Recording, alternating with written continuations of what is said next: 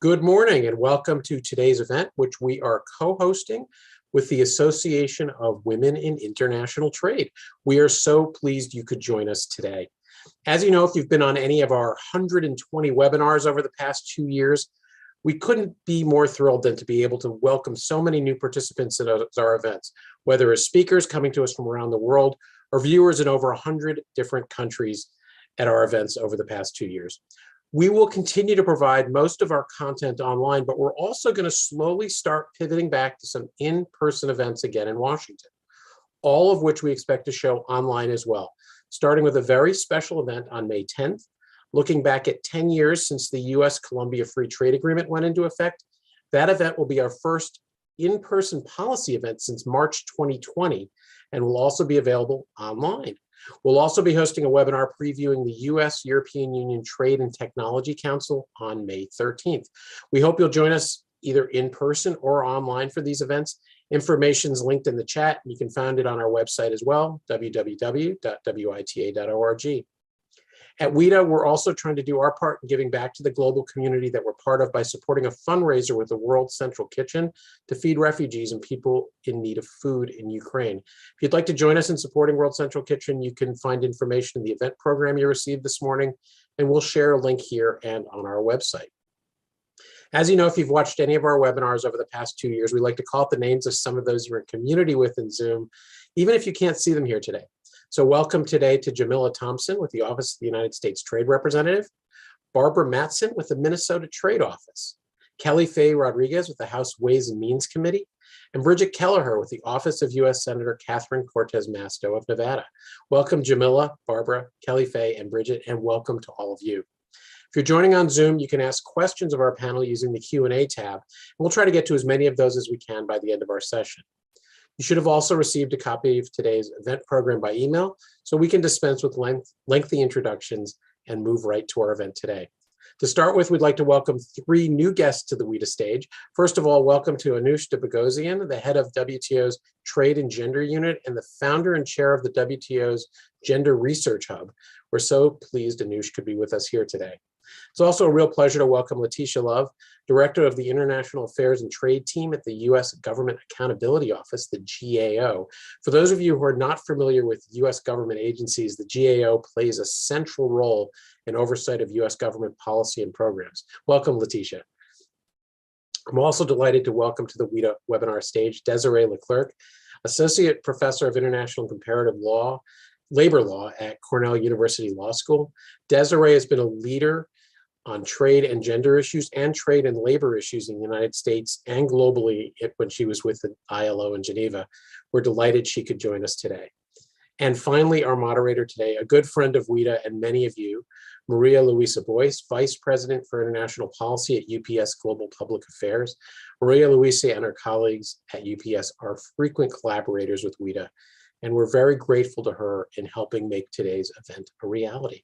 Thanks again to our event co-host, the Association of Women in International Trade, and welcome Anoush, Letitia, Desiree, and Maria Luisa. Ken, thank you so much. It's really a pleasure and an honor to be here with all of you, and I am very humbled to be sharing the stage with these amazing women and leaders. I was making a joke before, but together I think we bring more than almost 100 years of experience because we started when we were 5. So it is an awesome conversation that we're going to have. And before we go into the great topics that we're going to discuss, some of you might be asking, why is UPS here? Why do we care about this topic? In 2018, we launched our Women Exporter program with the UPS Foundation, because as a company, we believe strongly in having an inclusive trade agenda and be able to empower everybody in the population to enter international trade and exports. And since we launched it, we have trained over 17,000 women entrepreneurs, small businesses, family-owned entrepreneurs around the globe. And we have learned a lot. We have learned about the challenges of having a good digital infrastructure or the need to have more training on topics that are important for international trade. right? Trade was built for the 20th century perspective, and now we are in the 21st century. E-commerce has changed our lives in many ways. And so we also see the importance of policy, because we might do the action, we need policy also to be a good framework. And one statistic that I love during the pandemic in Colombia, for example, now more than 50% of the small, medium-sized enterprises in Colombia are owned and led by women. And this happened during the pandemic. And e-commerce has also changed and given opportunities for others that before maybe wasn't an option. We also know that trade creates better jobs for women. And we have seen it in many studies from the World Bank, in many statistics that we have. International businesses that are involved in international trade employ more women and pay better for women, and that helps our community. So those are statistics. We have the numbers. We also have had a lot of momentum in the past 6 months. We had the WTO Declaration on the advancement of gender equality and women's economic empowerment within trade, and we have one of the leaders here with us. We're going to talk about that. Last Friday, USTRs published their Equity Action Plan, which has some very, very interesting tidbits that we need to leverage. And we have a lot of studies and analysis and data. So let's talk about what is that momentum. And my first question to our three panelists is to ask them, tell us a little bit about your current role and how have you been supporting women economic empowerment in your world. And I'll start with Anoush, and then Desiree, and then Leticia. We're going to go in alphabetical order. Anoush, welcome. Thank you so much, Maria, and it's a great honor to be here with really amazing speakers and yourself. So really happy to be here. So what is my role in supporting women's economic empowerment? Well, I think I can think of three roles. I would say I'm a facilitator, I am a trainer, and I'm a researcher. When I say I'm a facilitator, I mean I support governments' work on trade and gender in the WTO, and also when they are designing their gender responsive trade policies. So the work in the WTO is really to support the members of the organizations in their technical and political work on trade and gender, and also as part of their work in the informal working group on trade and gender, which was created in the WTO. It's September 2020. And as the WTO lead and expert on trade and gender, I support members in designing, I supported members in designing and negotiating the joint ministerial declaration on trade and gender equality, which you just mentioned, which is actually to be formally adopted at the 12th ministerial conference in June this year. I also support them in their trade policy making work. And this is actually where my second role comes in, my second role being a trainer. And as a trainer, I give governments concrete trade and gender policy tools that I've developed also here with my team. We have actually a set of 12 policy tools going from specific databases, compiling and analyzing gender provisions in trade agreements, to data collections questionnaires, to specific indicators, helping members in implementing WTO agreements with gender lens, or integrating gender issues in their Aid for Trade programs and projects. So as part of these concrete trade policy tools is concerned, I then developed a training program for government officials, and helping them really concretely integrate gender issues in their trade policies. And my third role would be a researcher. And I lead and conduct research on trade and gender. And as Ken was mentioning, I created the WTO Gender Research Hub. The WTO Research Hub is really a platform or network of trade and gender experts and researchers coming from international organizations and regional organizations, as well as WTO chairs and academia. And we have now more than 40 experts in the network. And the idea of the hub is really to facilitate exchange between experts and researchers on the findings they have through the work that they do, also to foster research partnerships, the same way we did with, for example, the WTO and the World Bank when we did our book, our joint report, which was released in 2020. So the idea of the hub is also to make this work visible. And because, often when I was looking for some papers here and there and articles, I was thinking, okay, I need to go on that platform, I can go in that platform. And so the idea is really to make the work visible and to really say that it's really a topic of important research. And for this purpose, the hub, with the hub, we have set up a database of more than 100 trade and gender articles and publications. So it's kind of a one-stop shop or one-stop source on trade and gender specifically. And this is really also, in a way, and this is where I close the loop with my role as facilitator, is that it really helps also members and also maybe other stakeholders, but my role is really, as part of the WTO Secretariat, is really to support members and governments here. So it's really to support members of the WTO in their policy making, because research can help them. They can use research findings to say, okay, now I understand this issue better. Maybe that applies to my country as well. Let's see how it goes. And on that basis, it can inform trade policy actually making. And this is something which I think is quite important, and it's directly in line with the MC12 declaration. Yes, Anoush, I love it. Facilitator, trainer, researcher.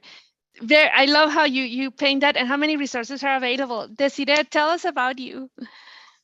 Thank you. And at the outset, I'd just like to thank Ken and WITA for holding this really timely and important meeting to discuss gender and trade, something that those of us who have been working on this for 100 years are very aware of, but sometimes the broader audience, particularly the trade audience, isn't always as up to date on. So it's our pleasure to be able to kind of fill in some of these gaps. You asked how we're currently working in this space. As Ken had mentioned, I'm part of the law faculty at the Cornell School of Industrial Labor Relations. There I work with students and policymakers, as well as my fellow academics, to understand how to promote gender rights under current trade and policy initiatives. Prior to joining Cornell, though, I spent several years, first as a lawyer at the ILO, and then as a director for labor affairs at USTR. So I have a bit of practical experience that also informs my own approach here.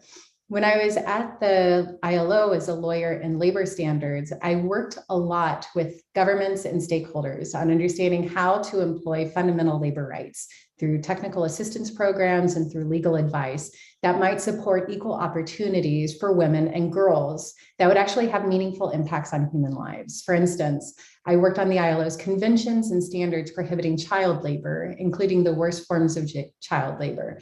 Our efforts centered on ensuring equal access for education for young girls, not only to immediately remove them from forced labor and hazardous working conditions, but also to work within longstanding cultural and societal barriers that threaten to later obstruct their entry into the workforce.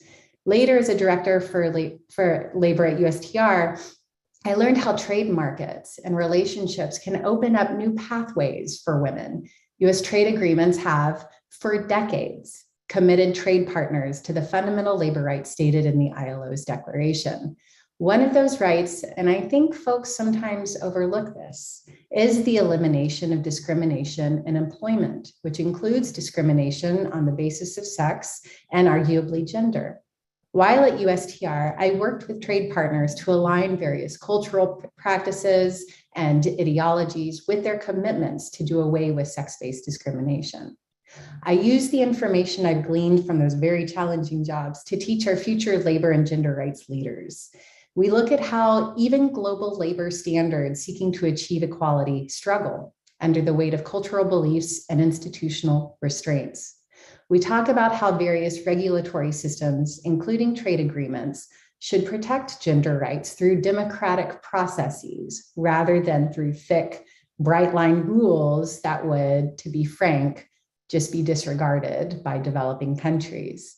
And then finally, I continue to participate in fun events like this, where I learn from women such as yourselves who've been working in these areas for so long. So I look forward to also being a listener today and learning from your own experiences. Thank you. Thank you. Thank you, Desiree. I love it. Practical experience, academia, teaching, and giving forward, right? I love that piece. Thank you so much. My dear Leticia, welcome. Tell us about yourself. Thank you so much. And I want to join Desiree in just thanking you all for holding this event. I do think it's just ripe timing for this conversation. So much has happened over the last, I'd say, a couple of years, actually, that sort of has started a momentum focusing on this issue. And it's really good time for us to talk about it and to start to take some actions that are really going to make a difference. As you mentioned earlier, and I am a director in our International Affairs and Trade team at the U.S. Government Accountability Office. And in that role, I evaluate U.S. federal agencies' policies, procedures, programs, how they operate and do what they do. And I have an opportunity to assess emerging issues as well, and to make recommendations directly to those agencies to improve how they do what they do. I often am providing that information to Congress to inform their decision-making, whether that be in legislation or in actions they're taking to sort of provide oversight over the agency's policies and programs. And we were asked by congressional committees to examine whether U.S. trade and preference programs and free trade agreements protect or promote women's rights and economic interests. And thanks to a wonderful team who conducted a great deal of work, we issued our first report on trade preference programs in December 2020. And we focused on trade preference programs first because we wanted to help inform deliberations that were expected to happen around that time regarding the renewal of the General System of Preferences, which is the US's largest preference program. And we were able to share some important insights when we conducted that work, including the fact that none of the US trade preference programs have provisions that specifically promote women's rights and economic interests, or that mandate that the countries that we give these trade preferences to promote women's rights and economic interests in the trade arena. And we also highlighted the limited reporting of data and information from US agencies in particular on these issues and on the barriers that women face in participating in trade. I do want to say one caveat, because Desiree raised really great points earlier, which is that's not including the provisions or just the labor rights, which can, of course, and do benefit women. So we have a whole discussion in our report that talks about how labor rights, general labor rights, can do that. But we really were honing in on whether there was anything that was specifically targeting women and some of the issues that are sort of particular to women and that might present barriers to their ability to benefit from trade. We did note to Congress that some multilateral organizations are systematically tracking indicators related to women's interests, women's rights, and economic interests that could be useful to help providing insights to our policymakers and to our agencies. And to demonstrate an example of how that could be done, we used one of those indices to map out where the countries that are receiving benefits from the GSP trade preference program fell on their range of protection of women's rights and economic interests, and really highlighted how the treatment of women in some of those countries had changed over time. And according to the congressional staff that we work with on that report has been used to help shape the proposed legislation that's on the table today, related to strengthening women's rights and promoting their economic interests and trade preference programs. And the last thing I'll say in this opening part is we're now getting ready to issue our second report, which is on this topic, but it's taking an even closer look at the benefits and the barriers to accessing the benefits of trade that women face in US free trade agreements. So this is really focused on US free trade agreements, but also really digging into sort of the benefits and the barriers. And we would be happy to share our findings in that report with you all and with members of this organization when we release it to the public next week. Leticia, thank you so much. I love this structure, data, and use the information to make informed decisions, right? That is so important. Thank you. So now that we know, I love it, the experience and the perspective that you build. Let's go to Anoush. Anoush, we had the declaration last year tell us that journey, because I know you and I had the opportunity to talk in between. It was a journey. The force was strong with us. Anoush and I have a Star Wars connection. Tell us about it. How did the WTO get to it, and how do you see happening in the next steps? Thank you, Anoush. Thank you, Maria. Yes, well, yes, we did talk about this. And actually, I would like to say that the declaration is rather unique, and it represents really a key milestone in the work of the WTO on trade and gender. I'm saying this because, as you know, for decades, WTO was totally blind to this issue, assuming that trade rules apply similarly to men and women, also arguing that, well, gender issues, you know, they are human rights issues, they're out of the mandate of the WTO. We are focusing on, you know, hardcore technical negotiations here, so that's not for us. So that was for decades and decades. And since 2016, actually, 2016 in the Secretariat and 2017 with members, things changed. They evolved actually quite rapidly and we went from, I would say, informality to the institutionalization of the gender issue in the WTO in just 5 years. So given the usual timelines in the WTO, this is practically a record, if I may say so. You know, as you know, also, it all started with the Buenos Aires Declaration on trade and women's economic empowerment. But the declaration was so informal that it does not even have a symbol the way that WTO documents have. It is a simple PDF page document without even any logo of the WTO. So it's really kind of not a blank document, obviously, because you have the text of the declaration, but it's really unreferenced at all. And so the Buenos Aires Declaration was informally launched in the margins of the 11th Ministerial Conference in 2017. And it served really its purpose now. And its ultimate outcome was the creation of the informal working group on trade and gender in the WTO in 2020. And that was a first step towards institutionalization. The current declaration actually goes beyond the Buenos Aires Declaration. First, because it is not just about sharing experience or talking about best practices, it's really about taking action. And it's taking actions in areas which are actually really fundamental for advancing gender equality in trade. That is to say, improving and enhancing data collection. Without data, you know, as we've seen already with the colleagues in this panel, without the data, we cannot, you know, design, inform policies. That's as simple as that. It's also in terms of the policy making, also using research, as I was saying earlier, using research to inform also policy making. The third area of action where members would like to focus is to integrate the gender issue into the WTO in a sense that more into the daily work of the WTO, maybe as part of the different committees, or maybe more into the monitoring mechanisms that we have set up in the WTO. I'm thinking about obviously the trade policy review mechanism, but also the Aid for Trade monitoring and evaluation exercise. So this kind of more like grounded work. And then the fourth area is better mainstreaming gender into Aid for Trade, because Aid for Trade is really a very interesting tool to support women's economic empowerment, because here we have really an explicit mandate to work on gender equality since the beginning of the Aid for Trade initiative, which was launched at the Hong Kong Ministerial in 2005, actually, sorry. So the declaration also goes beyond the Buenos Aires Declaration because it creates a reporting mechanism to the General Council of the WTO, which is actually now, I would say, it's the second step of the institutionalization, so it's difficult to say.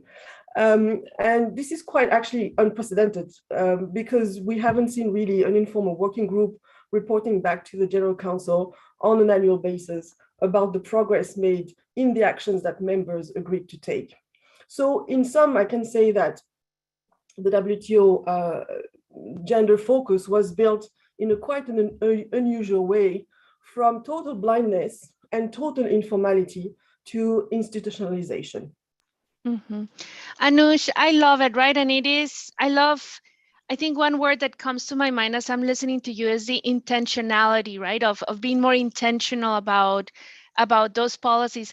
I can tell you from the private sector perspective, sometimes we want move faster. We appreciate Anoush knows this, because we're like, we know we have to implement, but I think it's so important to have the framework in place, right? The policies in place, because then as we move faster and we bring women from the informal economy to the formal economy, having that framework helps in that perspective. So Leticia, let me go to you a little bit, because you mentioned a little bit of the studies, right? And what we have been doing, what you have been doing as GAO. Can you talk a little bit of why is data important, right? That data is important.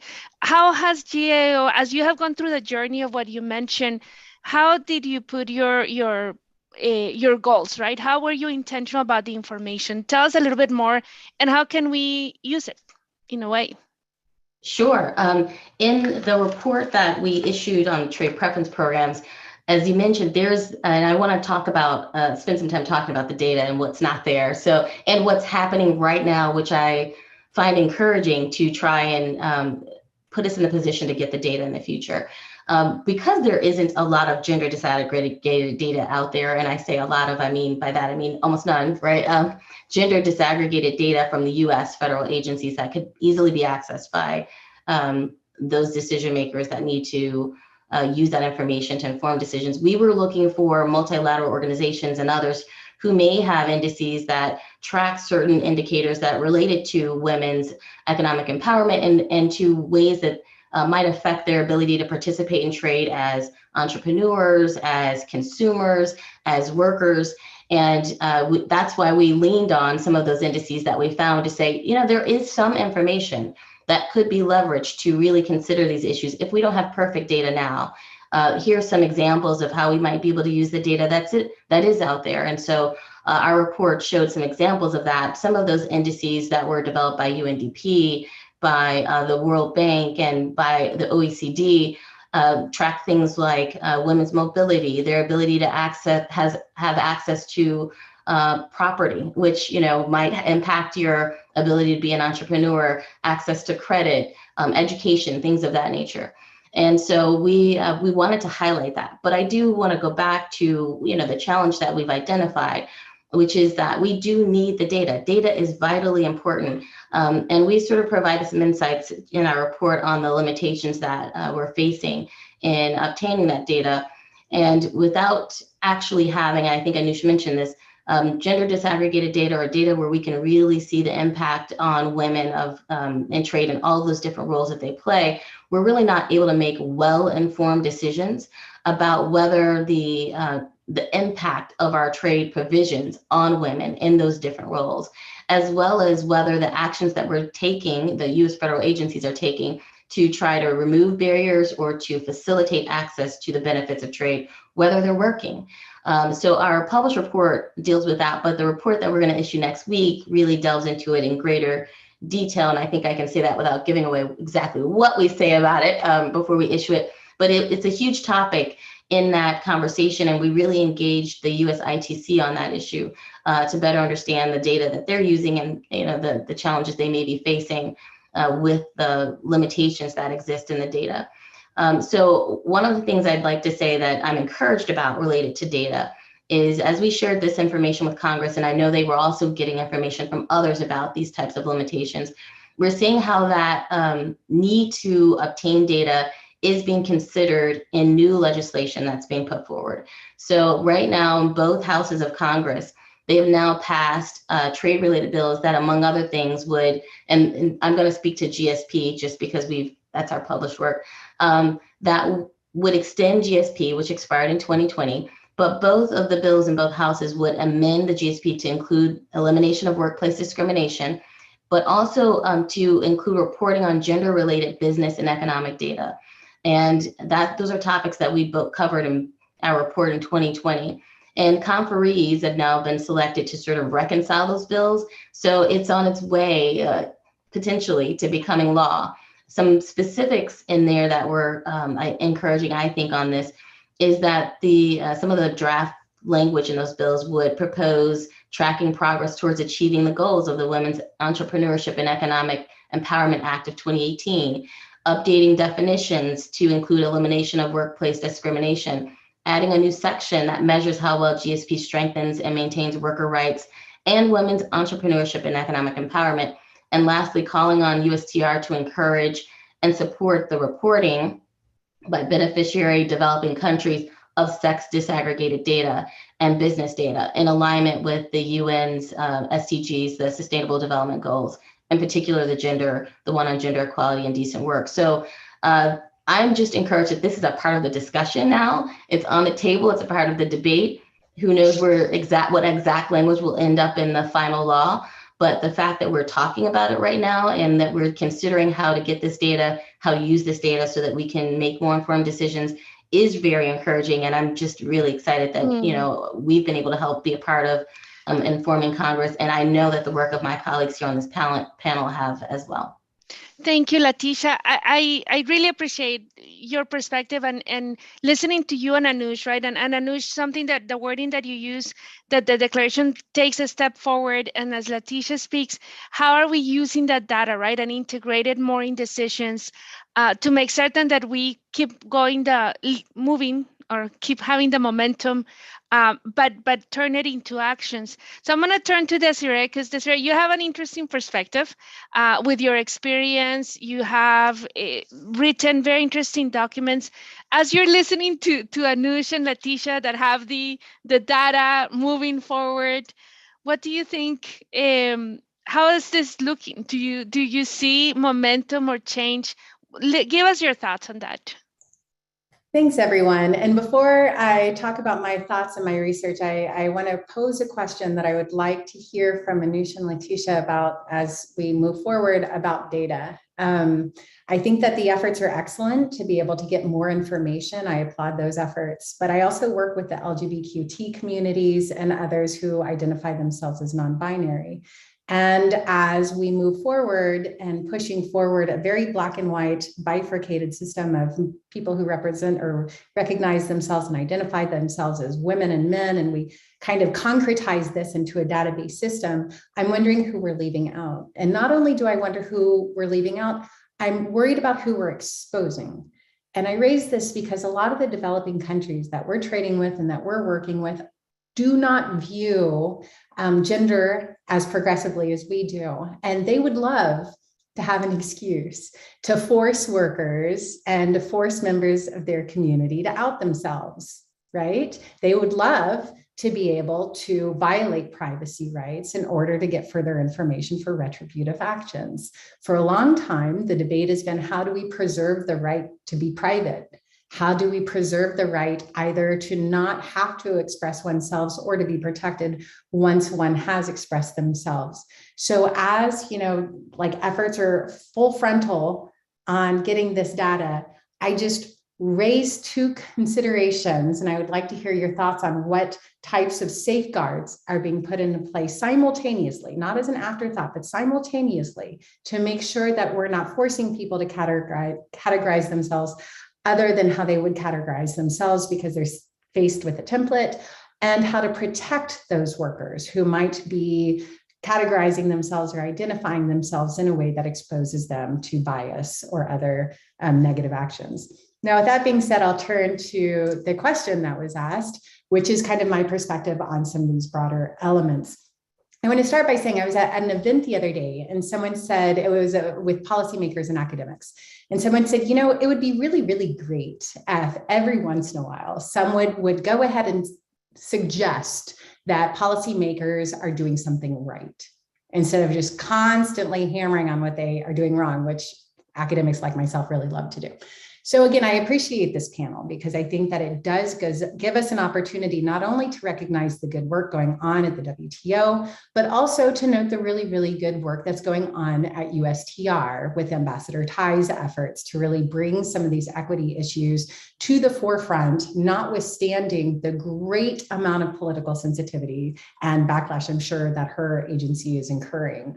As I mentioned earlier, our trade agreements have for decades, at least the trade agreements, you're right, the GSP program did not, but our trade agreements have always required binding and sanctions-based commitments to non-discrimination. When I was at USTR, lobbyists didn't appreciate those efforts, and they pushed for stronger gender rights, more sanctions-based gender rights above and beyond what previous commitments had called for. Their justification was not that America needed to impose and enforce stronger gender standards on behalf of the conditions of competition, or to ensure that American businesses or workers were protected, but because, they argued, US trade perpetuated gender inequalities in trade partner countries. So the argument, unlike labor provisions, unlike environmental provisions, was not that this is creating unfair conditions of trade and we need to level the playing field, but rather this is either the opportunity or we have to kind of undo the damage that's being caused in other countries, which is a unique argument and not something that has driven policy efforts in the United States before. So after leaving USTR, I investigated this a little bit further to see, have we ever done this? Would we ever do this? Why and why not? And that's the results of which are in that paper that Ken distributed. I found that at its heart, US trade policy is about trade.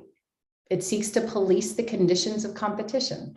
I concluded that so long as rights advocates centered their arguments solely on the welfare of women in other countries, without drawing any connections to the conditions germane to trade, they likely wouldn't get very far.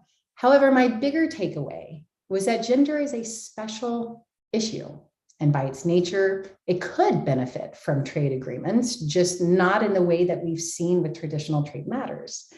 When we talk about gender, we're often, as has been mentioning, we're talking about deep-rooted cultural issues, and more importantly, we're talking about resources.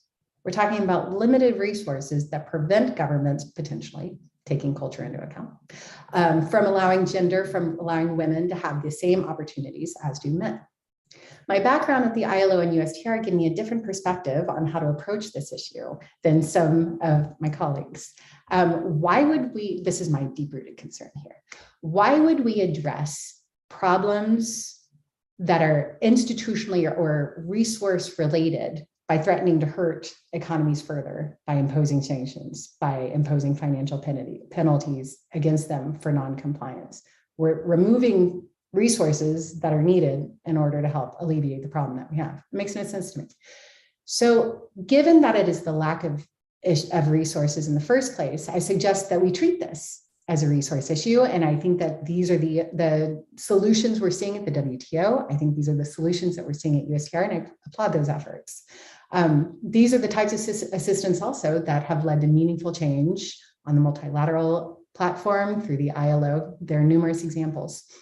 Ambassador Tai recently stated her interest in exploring all of the tools in trade's toolboxes moving forward in dealing with trade relationships, not just automatically submitting all trade issues against all trade partners under the exact same templates. And I think that that is absolutely correct. I can't wait to see how she unveils this moving forward. I applaud that. She's joining multilateral efforts to learn more here and to provide more resources and support. Under cooperative provisions under USMCA, for instance, in June 2021, the US and Mexico held productive consultations over the treatment of Mexican workers in US agriculture. The Department of Labor has approved a multi-year $10 million project to support women leadership positions in Mexico.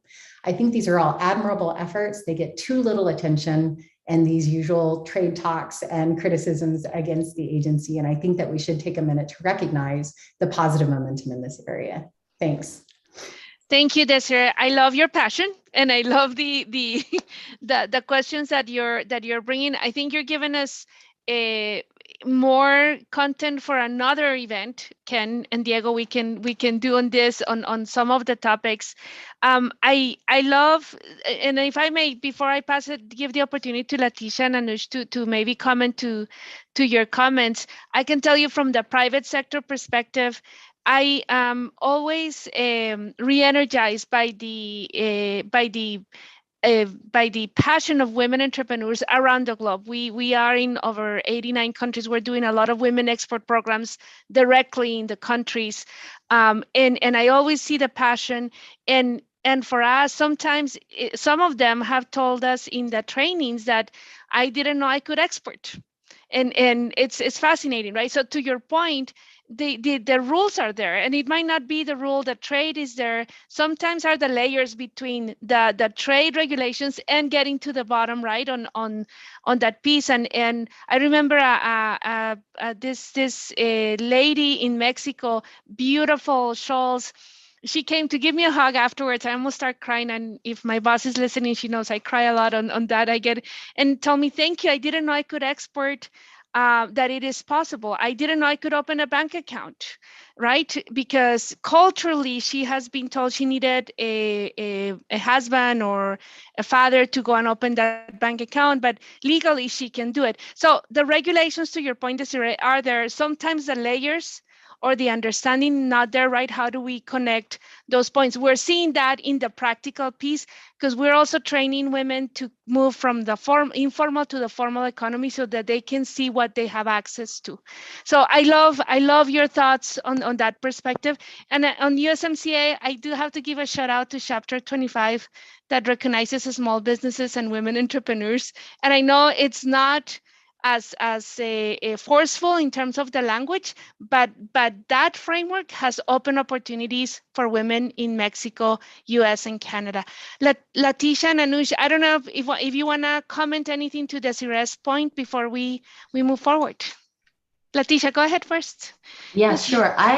Desiree, I love the comment that you made. It's interesting and it's complex and it's important to discuss. In my portfolio, it's not just trade. I'm doing other work, and while I can get into the findings, I can tell you that I'm looking at what USAID, for example, the U.S. Agency for International Development and the State Department are doing to promote diversity, equity, and inclusion abroad in foreign assistance programs. And whether you're talking about trade or whether you're talking about foreign assistance programs, there's a need to have a discussion about what do we mean, and as we're trying to figure out how to ensure we're being equitable to all groups, but that includes LGBTQ+, right? And there's executive orders in the US right now that require agencies to be thinking about that and to be making sure that they're not doing harm, but also that they are really reaching underrepresented, underserved populations. And so that same executive order applies to USTR and others. And so I think at this point, although we still need the data, there's a thoughtful way to collect the data where you're going to need to consider the options that people are able to choose and ways that you can create opportunities for them to be able to provide information that's going to be useful to policymaking without being in harm's way. I am not suggesting that's going to be easy to do, but it is something that is going to have to be thought about and incorporated. And sort of as we collect data, there's going to need to be discussions about how we do that.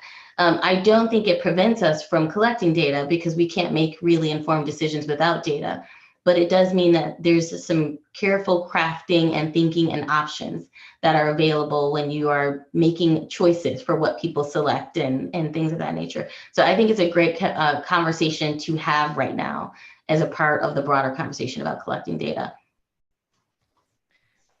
Thank you, Latisha. Anoush, anything from your side? Maybe just a couple of words. I just want to say that I would like to ask that you be gentle with the WTO, if I may say so, because it took us so many decades to get to a point that we're talking about, gender equality in the sense that, men and women.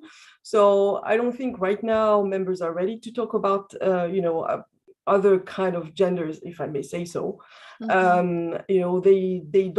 They agreed not to define the word gender, basically. Mm-hmm. But when you look at for example, at the title of the declaration that will be adopted at the ministerial conference in June, you see definitely that gender equality and women's economic empowerment are paired together. So it's all about women, basically, the work that members are doing. So maybe we'll get there at some point, but at this juncture, I think, I don't think that members are ready. This is also a red line for some of the members, and as you know, there is a consensus principle in the WTO. Having said that, I think there is in one agreement, which is actually the USMCA agreement, where there is a provision that talks about the elimination of discrimination based on gender identity.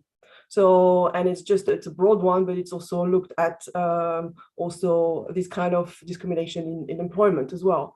So I think it's, already there is a door open because you have that in a trade agreement. So it could very well be that, at some point this will also generate other provisions in other agreements, in future agreements. So I think, the door is not definitely closed, but at this juncture, this is not an issue of focus in the WTO. Thank you, Anoush. And it's definitely a journey, right? It has been a journey, and we have a lot of questions to work on with the WTO in many other topics. But Desiree, you're giving us fodder for more discussion on this topic. So I'm gonna go a little bit and ask from each one of you. I'm representing here the private sector, right, on this area. I would love to hear from each one of you. How do you see the role of the private sector evolving in this topic as we work with the WTO? And you kindly still respond to our emails, Anoush, Leticia, thank you. And Desiree, when you were there just working, how do you see us playing a role? And in our audience, we have a lot of private sector members that are listening. How can we help? What can we do differently? And maybe let me go with Anoush. You just spoke, but if you can give us your thoughts. Of course. Yes, well, I think, I would say there are two keywords here. It's about it's scale up and impact. So I would say, I would do the comparison with that, like every country, they're talking these days having an energy mix, having like different combinations of different types of sources of energy, so that you're not dependent on one, and then you can have enough energy for your economy and the rest of your population.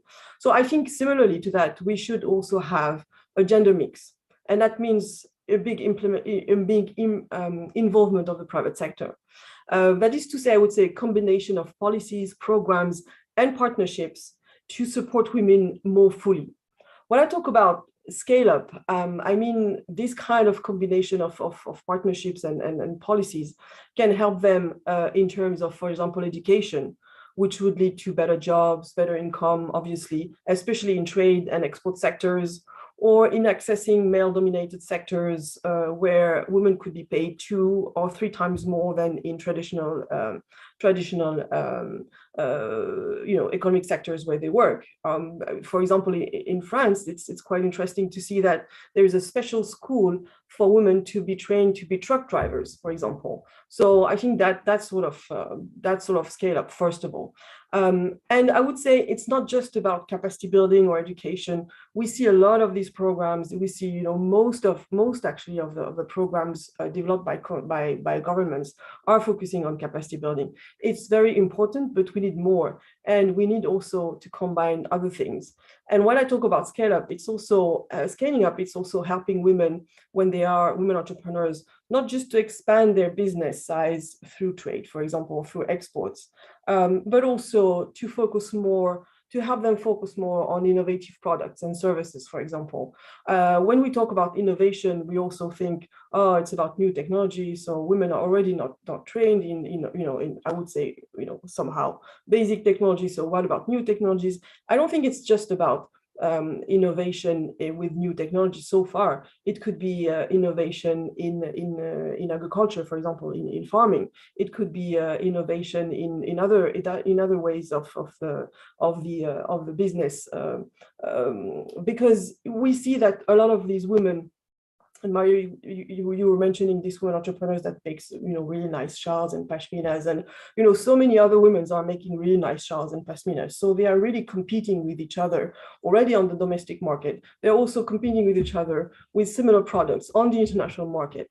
And so scaling up means also kind of finding more niche markets so that they can really get away from the traditional sector. So this is something which I think about when I talk about scaling up.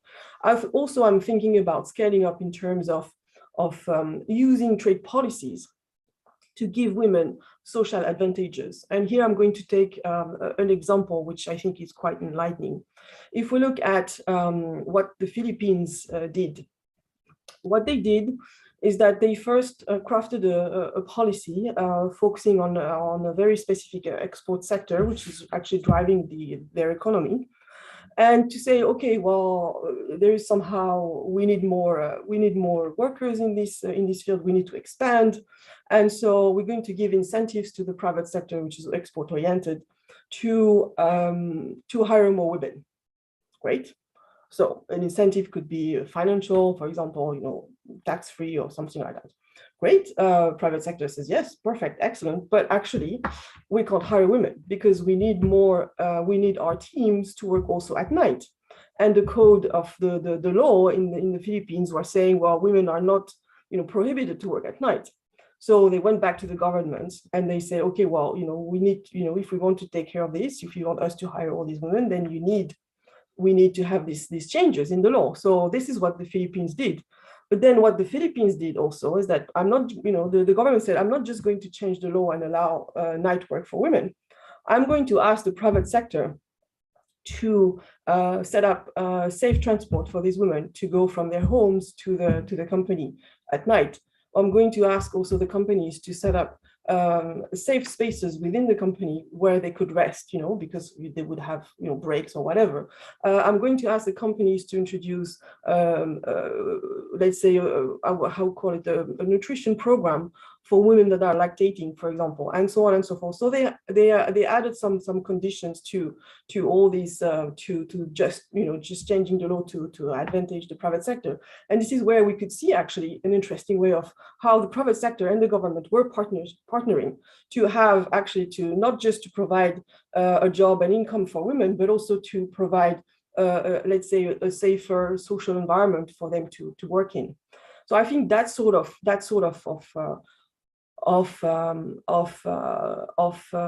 work is quite important. Just maybe a couple of words more on this. Just maybe we need, so there needs to be a coordination between policymakers and the people who are all the organizations, the private sector. We could also think about the NGOs that are working on the ground, and this is where these partnerships could come handy the same way that the Philippines example does. So we need these partnerships. We can also learn from other perspectives or other areas of work where gender is quite strong. I'm thinking about, for example, natural disasters or peace building. All these areas of work have integrated already gender perspectives. They have integrated, women's perspectives into building, for example, rebuilding countries after a conflict or rebuilding countries after a natural disaster. And we can definitely learn from that perspective to also, use these examples to integrate that into trade. And this is where also the private sector could come in very handy because they are involved in these different reconstruction processes. Yes. Yeah. Anoush, thank you. I think Ken is going to join us now because we have some questions. I do want to tell you, Anoush, listening to you and to share with Desiree and Leticia too, I am a true believer after working on the Women Exporter program from a private sector that we cannot be successful without working together.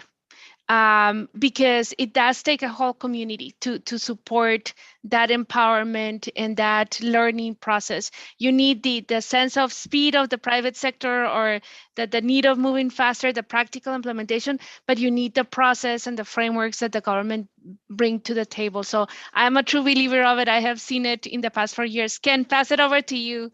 Thank you. Hey, this has been a really terrific discussion, and we have a few questions that come in. I want to just try to pull a few of them together. Margaret Sakuda and Naomi Freeman both had questions about GSP. Sort of a push-pull question in a way, a carrot and stick. that some of the requirements in GSP tend to be seen as onerous occasionally, and there's even been talk of dropping some of the GSP provisions and trade provisions from the bills, the USICA and competes bills that are in Congress right now. How do you balance those issues between creating opportunity, but also having conditionality?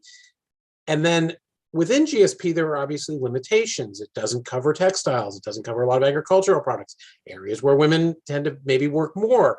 How do we balance those interests? Letitia? Yeah. Sure, I can, and I will also open it up to my colleagues who I know have various perspectives on that. I think it's a great question.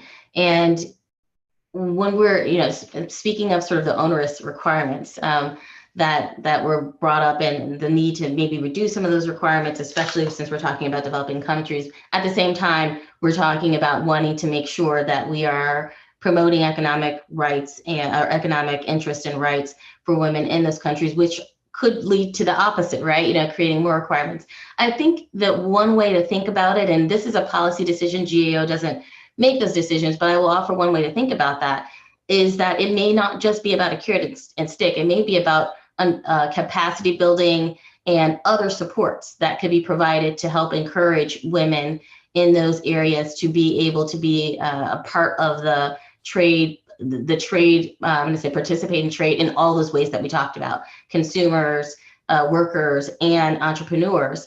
And so it may not be that Congress decides that we want to have a stick. For example, if you're a beneficiary country that doesn't hit a certain mark for having women's rights, that we kick you out of the program. It may be that we spend more time building some capacity where we think it's needed to remove barriers or other actions that would help to improve women's access to the benefits of trade. So I think there's a lot of different ways to think about how you might still balance those competing needs. Again, those are policy decisions that USTR and Congress and others would make, but I would just offer that it doesn't have to always be such a stick when you think about these issues. There's many different ways to approach it. And I know we're limited on time, so I'm going to stop there and let my colleagues weigh in as well. Thank you, Letitia. I know Desiree looks like she wants to jump in. I just have a quick addition. I agree with everything that Letitia just said. And I would just add that keep in mind when we're talking about the standards that we're imposing on developing countries, that the standards are quite different under GSP programs than they are under trade agreements. So whereas our trade agreements require our trade partners to adopt and maintain in laws and in practice the ILO's declaration, our GSP program and AGOA program asks that states take steps towards affording the rights in question. So the standard is far lower. It's considered a development statute, a way of getting these conversations started, a way of getting these policy discussions and priorities along the same lines that our policymakers want them to be. So as mentioned, it's Congress quite frequently that decides what these priorities are, but the standard is adjusted under these development statutes in order to give the right amount of space and policy space included for those discussions. Thank you. Thanks. We're coming close to the end of our time.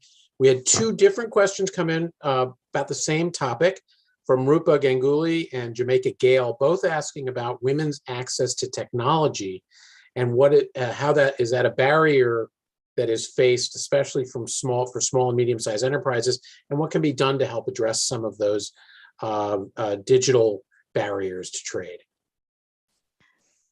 If I may, Please. I can maybe Thank some you. comment before to my other colleagues. We have seen this is something that we bigger companies have a responsibility to working with governments, bringing to the attention that we need to have affordable access to data and use of internet if we want companies to be successful in e-commerce, right? And in many of the less developed countries, we see what Rupa and Jamaica said happen. They may not have access to technology. We need that infrastructure to be stronger. We see it as a company. It is a challenge. And we also need to help with the logistics of e-commerce. And I don't say it because I'm a logistics company, but that is some of the challenges. Now they have the opportunity to sell to other countries. Building that logistic infrastructure as they connect via e-commerce is very important. So I think sometimes I feel like governments feel sometimes that because you have a telephone and you have access, then they're set, and there's a whole digital infrastructure that is in place that needs to be developed, right? Receiving payments, being able to do data and have a web page that is competitive, or however you work. So I definitely think I appreciate those two questions, because it's something that we keep bringing up, and we have as a community be able to help and make certain that everybody has access. And it's not only that they have affordable access, put it that way. Thank you, Maria Luisa. And you've been a panelist before, and always welcome your input as well. We're going to wrap up. There was an interesting question that did come in about expanding opportunities for women at the WTO, and having hopefully more of them serve on other places like on dispute settlement panels. Obviously, WITA, we are trying to do what we can to expand access to the whole trade policy apparatus, and we'll continue to work with our friends at the WTO to do that, and elsewhere across, and our friends certainly at UPS, and with the US government and with universities. So we are really grateful to all of you for joining us today. This really important event. This is something we're committed to at WITA, working with all of you, and look forward to hosting you again. Thank you very much, and thanks to all of you who attended today.